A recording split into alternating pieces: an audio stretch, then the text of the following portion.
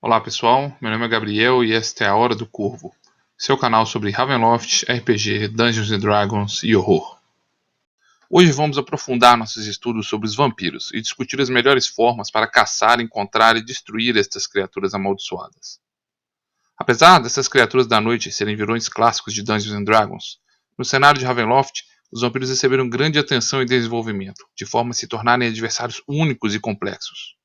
O principal livro com informação sobre essas criaturas é o Guia de Van Richten para Vampiros, um estudo profundo sobre as criaturas da noite e o primeiro de uma série de tomos sobre os horrores que habitam as Terras das Brumas. O presente vídeo não irá ser focado em mecânicas de jogo, mas irá se inspirar diretamente nos antigos livros sobre vampiros de Ravenloft, principalmente na segunda edição. Se você joga a quinta edição de Dungeons & Dragons, verá que existem algumas diferenças na abordagem dos vampiros, mas esse vídeo pode ser uma fonte de informação ou até mesmo inspiração para criar novos e mais perigosos vilões para sua campanha. Nesse vídeo, exploraremos seus poderes e fraquezas, seus lares e fachadas mortais, e as melhores formas de caçá-los e destruí-los. Preparados? Então peguem seus símbolos sagrados e afinem suas estacas, pois hoje mostraremos a essas criaturas que até mesmo os predadores sobrenaturais, como os vampiros, podem se tornar presas em uma caçada.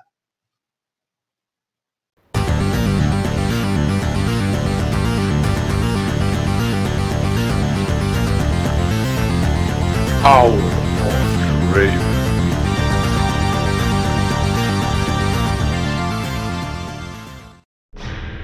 Para enfrentar os mortos sedentos, é necessário primeiro entender seus poderes e fraquezas.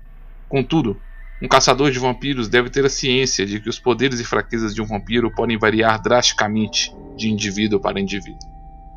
Os registros de Van Richten e outros caçadores apontam para a existência de diversas estirpes e linhagens vampíricas. E mesmo dentro do que se pode considerar um vampiro típico, existem grandes diferenças de poderes de acordo com sua idade, seu passado ou mesmo a forma de sua criação. No presente vídeo, iremos tratar do tipo mais comum de vampiro, mas os caçadores de monstruosidades devem estar alertas a não presumirem ter amplo conhecimento de seus inimigos, sob pena de se tornarem vítimas de sua própria ignorância. Grandes são os poderes de um vampiro. Mesmo o mais simplório dos mortais, ao ser transformado em uma criatura da noite, passa a gozar de sentidos aguçados e tem sua força, agilidade, inteligência e carisma aumentados drasticamente. Mesmo um frágil e franzino mortal, ao ser transformado em um vampiro, se torna tão forte quanto o mais forte dos mortais. Esta força sobre-humana os torna adversários temíveis, capazes de infligir grande dano em batalha, ainda que lutando desarmados. Além de sua grande força, os vampiros também gozam de uma agilidade sobrenatural. Relatos apontam a existência de vampiros que se movimentam tão rápido quanto um cavalo a galope, e são capazes de agir ou reagir com grande rapidez, destreza e coordenação. A capacidade de raciocínio e astúcia dessas criaturas também é aumentada em sua não-vida. Esses mortos-vivos possuem grande inteligência e tornam-se ainda mais sagazes com o passar dos anos. Muitos foram os caçadores que já perderam suas vidas ao serem surpreendidos por complexos jogos de intriga e estratégia desses predadores. A presença e personalidade dessas criaturas também é aprimorada, e elas exercem um magnetismo sobre as pessoas que as cercam. Mesmo sem utilizar seus poderes sobrenaturais, um vampiro usualmente se torna um hábil manipulador, cuja presença, carisma e influência se tornam irresistíveis para muitos mortais. Além da transformação vampírica os tornar mais capazes em vários atributos, a maior parte dos vampiros ainda mantém suas habilidades que detinham enquanto mortais. Vampiros que em vida se voltavam aos estudos arcanos, às habilidades ladinas ou ao combate e às armas, costumam não apenas manter seus dons e habilidades, mas aprimorá-los, agora que são dotados de atributos e sentidos muito aguçados, e têm o tempo da imortalidade para ampliarem suas capacidades. Clérigos, ao menos que sejam devotos de divindades profanas e malignas, costumam perder sua conexão com o divino e perdem os dons sagrados de sua fé. Da mesma forma, sofre um paladino, a quem o compromisso e a devoção à ordem e à bondade é rapidamente perdido e corrompido pela essência morta-viva, e sua conexão com o sagrado é rompida durante sua transformação. Independentemente de sua classe enquanto mortais, contudo, Os vampiros adquirem uma série de poderes sobrenaturais após sua transformação. O corpo de um vampiro é imbuído de energia negativa, e o toque de um vampiro é capaz de transmitir uma energia necrótica, capaz de drenar a força vital e a energia de uma vítima. Vítimas do toque de um vampiro podem se tornar enfraquecidas e incapazes de usar a plenitude de suas forças e poderes, ao menos que recebam o rápido auxílio de um poderoso clérigo. Um vampiro é ainda capaz de enfeitiçar suas vítimas, usualmente com seu olhar. As vítimas passam a ver o vampiro como um aliado, e alguns tornam-se até mesmo escravos de sua vontade. Esses mortos-vivos são ainda capazes de escalar paredes e andar sobre o teto, como se estivessem sob os efeitos de um feitiço de patas de aranha. Esta habilidade pode ser usada por essas criaturas a qualquer tempo. Eles usam a mesma para chegar a locais inatingíveis ou para surpreender suas vítimas. Ferir um vampiro não é uma atividade simples, eis que as armas comuns não são capazes de machucar tais criaturas. Apenas armas mágicas são capazes de rasgar a carne desses monstros, ou ao menos armas que tenham sido abençoadas por um clérigo de uma divindade bondosa. Mas estas apenas causam um dano mínimo ao inimigo. Mesmo que sejam feridos, os vampiros ainda possuem uma poderosa capacidade de regeneração, e suas feridas se fecham rapidamente, ossos quebrados se remendam, e até mesmo membros decepados acabam crescendo novamente com o tempo. Os vampiros são capazes de mudar de forma, e uma de suas capacidades mais impressionantes é a de transformar-se em uma forma gasosa. Nesta forma vaporosa, essas criaturas são imunes a qualquer tipo de ataque físico, bem como a quase todo tipo de magia. Eles permanecem conscientes e capazes de controlar sua movimentação, bem como a sua densidade e volume enquanto em forma nevoada. Essa transformação também costuma ser uma forma de proteção, eis que quando derrotados em combate, seus corpos automaticamente assumem esta forma gasosa, e retornam imediatamente ao seu refúgio e túmulo, onde se recuperam de sua derrota. Vampiros podem também se transformar em bestas. As formas animais comumente utilizadas por esses mortos-vivos são as formas de grandes lobos e morcegos, mas relatos comprovam que alguns vampiros podem adotar outras formas de animais. A transformação neste tipo de criatura demanda 1 minuto, no qual o vampiro fica incapaz de tomar outras ações. A transformação em forma animal é capaz de curar os ferimentos sofridos por um vampiro, e é muito utilizada como meio de camuflagem e espionagem por esses predadores sanguinários. Vampiros são capazes de convocar alguns tipos de animais para lhes servirem e obedecerem, que estejam até 1 milha de distância. Lobos, morcegos e ratos são os tipos usualmente convocados por essas monstruosidades, e costumam obedecer ao chamado dessas criaturas, e ficarem sob o controle mental desses monstros, defendendo-os com sua própria vida se necessário. Relatos apontam que alguns vampiros conseguem se comunicar com essas criaturas, e usar tais servos como espiões para seus desígnios profanos. Vampiros são ainda capazes de manter sob seu controle outros mortos-vivos de menor poder. Não é incomum que estes desmortos comandem zumbis, esqueletos e carniçais, ou até mesmo outros servos vampíricos para alcançar seus objetivos. Um caçador deve estar ciente, entretanto, que os vampiros são seres únicos, e muitos espécimes desenvolvem poderes e habilidades salientes, que os tornam oponentes únicos e perigosos. Esse tipo de habilidade saliente e poder único é comumente encontrado em vampiros mais antigos, com muitos séculos de existência, mas também pode ser percebida em mortos-vivos dotados de grande poder, que controlam um grande número de servos vampíricos ou mesmo regiões e domínios inteiros. Essas habilidades podem ser imprevisíveis, como o teletransporte pelas sombras, a capacidade de atravessar paredes e objetos sólidos, um toque capaz de drenar as habilidades e força vital de forma ainda mais letal, ou mesmo uma aura constante de medo, apenas para citar alguns exemplos.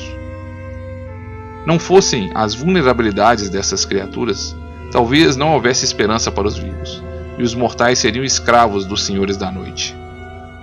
Como caçadores de vampiros, é necessário conhecermos e explorarmos essas fraquezas, sob pena de encontrarmos um terrível destino em meio às suas presas.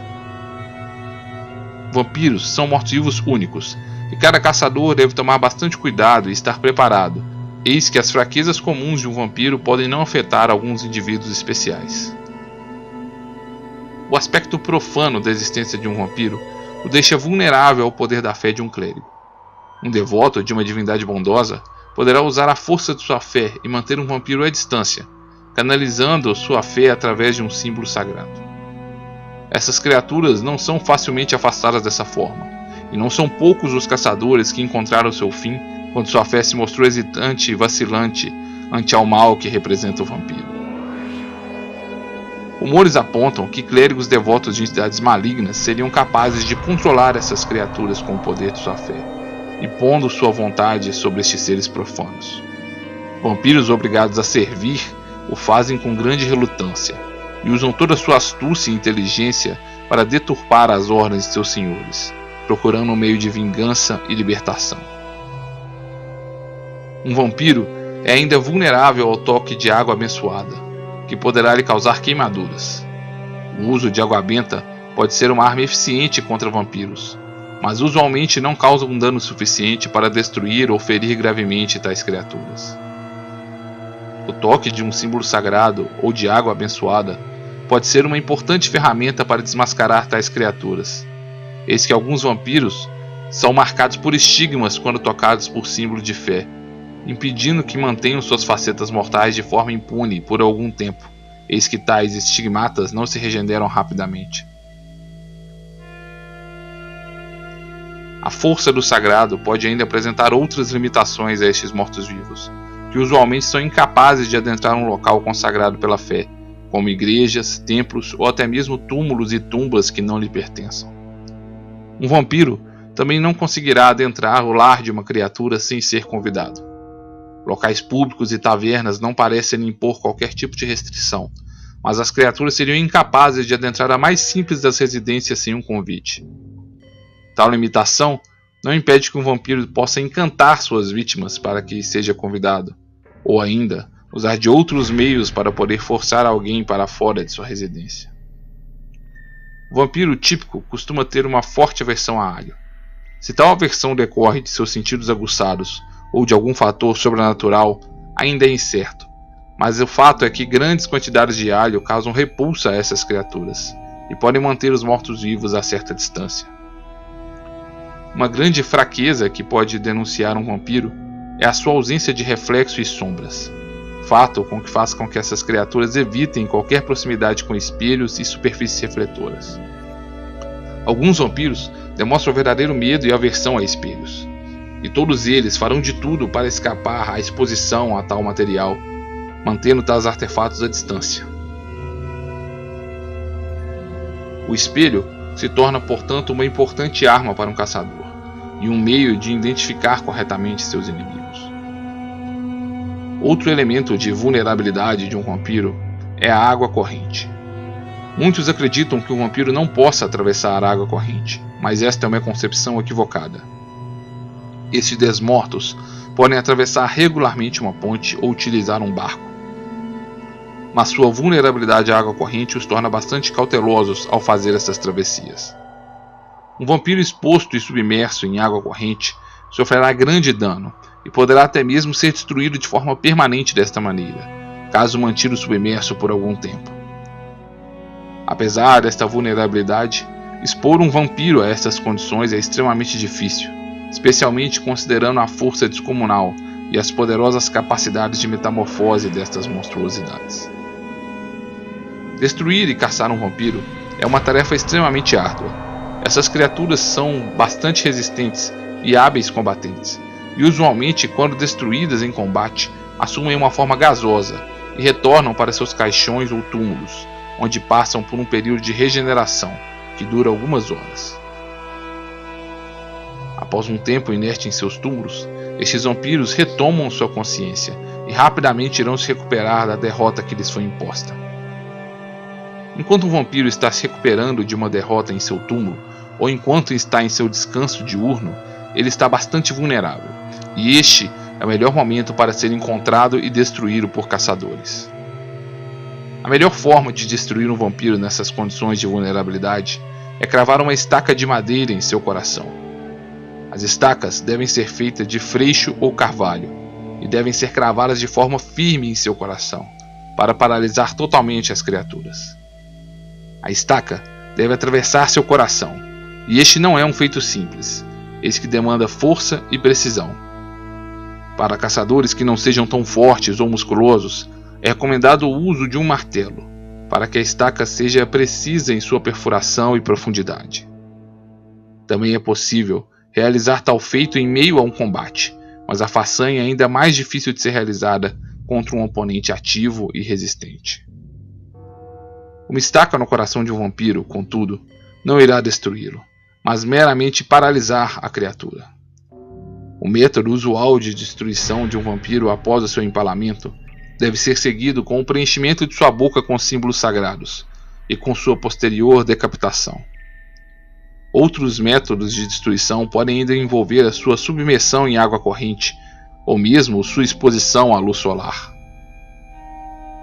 Por mais sofrido que seja aos familiares, o meio mais fácil e eficiente que temos de impedir o alastramento de vampiros é adotar tais procedimentos de destruição em possíveis vítimas de ataques vampíricos. Esta nem sempre é uma tarefa fácil, eis que razões culturais, religiosas ou mesmo os laços afetivos de parentes e amigos do recém-falecido podem impedir que uma ação seja tomada em tempo hábil. A maior parte dos vampiros é extremamente vulnerável à luz do sol e sofrerá graves danos e queimaduras se exposto à luz solar. Vampiros recém-criados são destruídos quase imediatamente quando em contato com a luz do sol.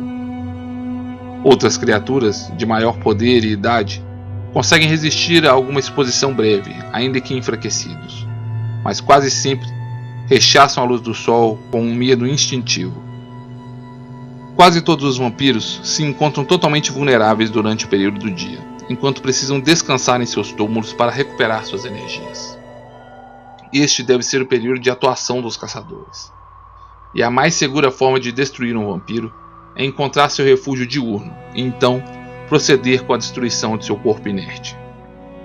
Um vampiro típico precisa descansar em um caixão ou túmulo que contenha terra do local onde foi enterrado. As dificuldades de se movimentar com tais limitações tornam a viagem de um vampiro um momento de extrema vulnerabilidade. A necessidade de levar caixões com terra de seu túmulo e a vulnerabilidade à luz do sol tornam qualquer deslocamento longo um fator de risco, que precisa de bastante planejamento, proteção e estratégia, o que torna grande parte dos vampiros fixos e territoriais, mantendo elaborados refúgios e esconderijos. Um caçador pode usar as limitações de um vampiro a seu favor. Mesmo que não encontre o vampiro vulnerável em seu refúgio, ao destruir seu local de descanso e a terra de seu túmulo, um caçador pode deixar um vampiro incapaz de descansar e se regenerar completamente, tornando-o mesmo mais vulnerável após um possível confronto. Contudo, é bom ressaltar que muitos vampiros mantêm uma diversidade de refúgios onde se esconder, e destruir apenas um deles pode não ser suficiente. Encontrar tais refúgios é um grande desafio, eis que a maioria dos mortos-vivos adota lares elaborados, geralmente escondidos e repletos de proteções, armadilhas e guardiões letais. Os guias de Van Richten, em suas pesquisas, apontam que a sagacidade de um vampiro é sempre usada para a proteção de seu refúgio. Sua capacidade de escalar paredes pode, por exemplo, fazer com que se escondam no alto de uma torre inacessível através de uma escada, ou no alto de uma montanha cuja escalada seja praticamente impossível. Outros aproveitam-se de sua forma gasosa para esconder seus túmulos em locais subterrâneos inacessíveis, se não através de uma pequena fresta ou rachadura. O velho caçador de vampiros revela em seu livro que apenas conseguiu destruir um vampiro utilizando cera de vela para vedar a fissura até o seu local de descanso, impedindo que o vampiro pudesse retornar para seu caixão e seu refúgio a tempo, e finalmente fosse destruído. Mas como encontrar tais criaturas e finalmente pôr um fim às suas existências profanas? Alguns vampiros perdem totalmente o contato com o mundo mortal e tornam-se criaturas reclusas e selvagens. Mesmo estes, entretanto, necessitam de se alimentar de sangue. Quando vítimas são encontradas com sinais de ataques vampíricos em áreas remotas, o caçador deve começar a investigar com mais detalhe a região, em busca do lar e base de poder dessas criaturas. Alguns, contudo, optam por se esconder em meio à sociedade e viver uma vida de fachada entre mortais. Estes vampiros se tornam bastante perigosos e influentes, e usam seus dons de dominação e astúcia para obter um meio de entrada na sociedade mortal. O vampiro que vive entre os mortais depende fortemente de sua habilidade de disfarçar sua verdadeira natureza. Sua palidez é algo que precisa ser ocultado, o que muitas vezes é contornado pelo uso de maquiagem, magias ou mesmo por uma constante dieta de sangue. Outros estabelecem uma história convincente para seu aspecto mórbido, justificando a existência de doenças que afetam sua tez. A mesma desculpa costuma ser usada em relação à exposição ao sol. E geralmente o vampiro assume o papel de alguém sensível à luminosidade, doente ou simplesmente excêntrico e notívago. Um vampiro nessas condições também usa uma variedade de desculpas e justificativas para ocultar sua natureza morta-viva, evitando participar de situações onde tenha que ingerir alimentos ou adentrar em locais sacros ou repletos de espelhos. Dentre as muitas máscaras assumidas por um vampiro em meio à sociedade, algumas são mais prevalentes que outras. Dentre os papéis mais comuns assumidos por vampiros está o papel de nobre e aristocrata, geralmente inserido na alta casta da sociedade. A proximidade com pessoas de influência e poder, o alto carisma dessas criaturas da noite e a maior tolerância social às excentricidades da alta classe tornam a máscara do vampiro mais atraente e factível. Outros desmortos ignoram o glamour de uma vida da alta sociedade e preferem se infiltrar no submundo e criminalidade. Esses vampiros tornam-se líderes de organizações criminosas e assassinas, onde seus dons e crueldades podem aflorar em toda a sua potencialidade. Sua condição morta-viva pode não apenas lhe dar vantagem em seu ofício, mas também ser valorizada por outros membros de sua organização criminosa, permitindo que o vampiro não tenha que ocultar sua natureza perante os membros de uma sociedade. Outras máscaras comumente utilizadas por vampiros integradas à sociedade é a do aventureiro solitário. Esses vampiros utilizam da vida inconstante de um aventureiro para justificar suas ausências e dons espantosos, apresentando-se como poderosos e reclusos exploradores do desconhecido, geralmente justificando sua conduta e posses com histórias fantásticas de seus feitos. As máscaras assumidas por vampiro, entretanto, são sempre de curta duração, eis que sua incapacidade de envelhecer os torna alvos de suspeitas dentro de alguns anos. Alguns vampiros alternam entre cidades e regiões dentro do espaço de algumas décadas, retornando ao mesmo local após anos, como herdeiros de suas máscaras passadas. Outros abandonam suas figuras públicas e continuam participando da sociedade através das sombras, controlando seus muitos servos e lacaios à distância, enquanto planejam grandes jogos de intriga e manipulação. Ao concluirmos a leitura dos guias de Van Richten sobre vampiros, afiamos nossas estacas e renovamos nossas proteções para enfrentar a longa noite. Nossa proximidade com a fronteira da Baróvia e dos horrores sanguessugas que caçam naquele domínio nos deixam cautelosos, mas não despreparados para enfrentar os perigos que a assombram. Contudo, é importante estarmos atentos. Continuem conosco, inscrevam-se no canal e ativem as notificações. Em nosso último estudo sobre os vampiros, iremos explorar as diferentes classificações de idade e as inúmeras estirpes dos mortos-vivos que flagelam as terras das brumas.